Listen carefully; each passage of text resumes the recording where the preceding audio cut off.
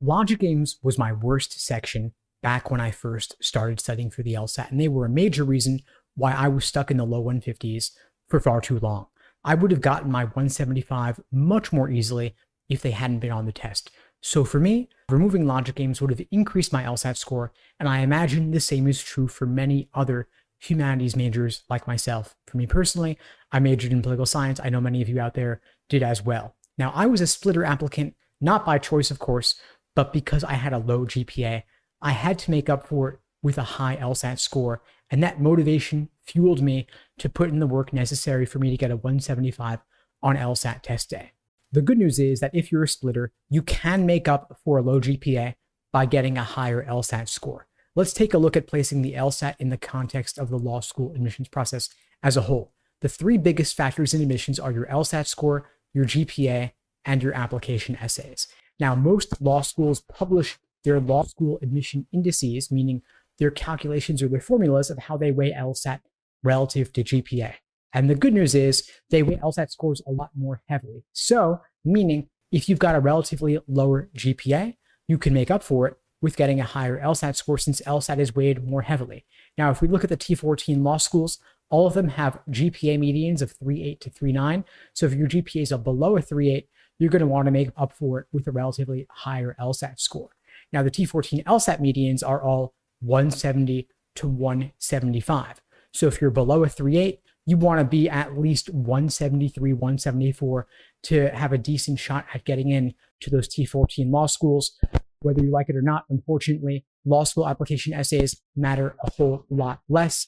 GPAs are subject to, of course, rampant grade inflation, but your LSAT score is a relatively more objective factor, not subject to the same grade inflation from professors who don't believe in grades and just give everybody A's, like one professor I had in college. Now, of course, there is LSAT score inflation for a couple of reasons.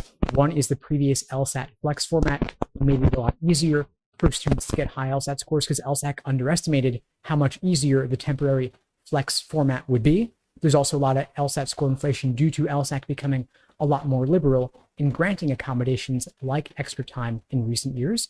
And because the LSAT is now offered more frequently than it used to be a couple of years back, now it's 8 times a year as opposed to 4 times a year, it's easier to retake the LSAT because there are more opportunities to do so, and law schools only count the highest score that you have on record. Now, a lot of folks are saying the LSAT's going to get easier without logic games. Others are saying it's going to get harder without logic games. Now, I mentioned for a lot of humanities majors like myself, the LSAT is easier without logic games. For STEM majors, the LSAT may be harder without logic games because STEM majors tended to do better on the logic game section. Same goes for non-native English speakers, by the way. But the thing is, of course, there are a lot more humanities majors than there are STEM majors, and there are a lot more native English speakers taking the LSAT than there are non-native English speakers taking the LSAT. But of course, we should draw a distinction here because an easier LSAT doesn't necessarily make it easier to get a top score because LSAC will just adjust the curve accordingly. And we already see some indications they're doing that. LSAT scores came back a lot lower for many April and June test takers than folks were expecting. And this could be because LSAC is looking to reduce LSAT score inflation due to the factors I mentioned, the LSAT flex format, the extra time accommodations, and the fact that it's now easier to retake the LSAT. Now, although the logic game section is hard for many students at first, it's actually the easiest section to learn and perfect. So the logic game section no longer being on the test may mean that it's now harder to get a perfect or a top LSAT score in terms of raw score because it's harder to get a score perfectly on logical reasoning or reading comp than it was on the logic game section. But of course, again, this does not necessarily make it easier to get a top score because LSAC will just, again, adjust the curve accordingly. In LSAC's own analysis of the data, looking at the curves on the LSAT with and without the logic game section, they found that the curves ultimately came out essentially the same. Of course, some individual students do better than others, but the curve ended up being nearly identical in aggregate, looking at how populations of test takers performed as a whole. Now, all this to say, long story short, it's not clear whether LSAC's removing logic games will make it easier to get a top LSAT score or whether it will affect LSAT medians in one direction or another, but we can safely say that with the LSAT being offered more frequently and with LSAC being more liberal and granting accommodations, LSAT medians will likely keep rising regardless. By LSAC's own admission, they are now granting extra time accommodations to 98% of those who ask for them, and this isn't likely to change anytime soon.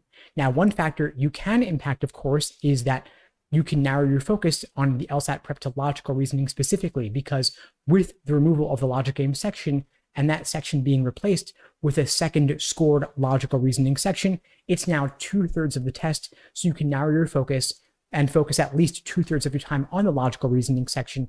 And any gains you make in your understanding of logical reasoning will be doubled across the two sections. Now, there are roughly 15 different types of logical reasoning questions, but not all of them show up in equal proportion, meaning some are more common than others. The most common types are necessary assumption, inference, and flaw. So make sure that you master those 3 types. But of course, you don't just want to stop there. You also want to focus on the method of reasoning in the stimulus, making sure that you actually understand the argument. And you also want to focus on your review process so that you can learn from your mistakes and avoid making them again in the future. Now, I've developed a framework for helping you review better called the Socratic Review Method. It's a cornerstone of my LSAT courses and my one-on-one LSAT coaching programs.